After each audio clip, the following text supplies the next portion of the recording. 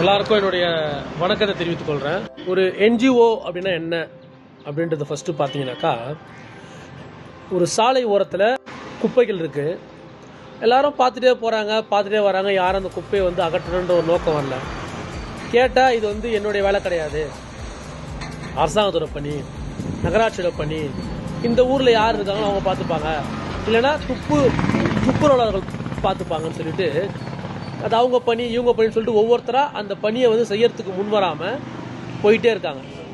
அப்போது ஒருத்தர் என்ன பண்ணுறாரு, பார்த்துட்டு நம்ம ஊர் குப்பையாக இருக்கே, நம்ம போகிற வர இடம் இந்த ஒரு ரொம்ப அசுத்தமாக இருக்குன்னு சொல்லி அந்த குப்பையை எடுத்து குப்பை தொட்டில் போடுறாரு. இந்த மாதிரி யாருக்கும் சமூகத்தின் மீது அக்கறை இல்லாத பட்சத்தில், யார் ஒருவருக்கு அக்கறை வருகிறதோ அவர் அரசாங்கத்தை சாராமல் தன்னுடைய பணியை செய்கிறார். இதுதான் நான் கவர்மெண்ட் ஆர்கனைசேஷன், அதாவது என்ஜிஓன்னு நம்ம சொல்கிறோம்.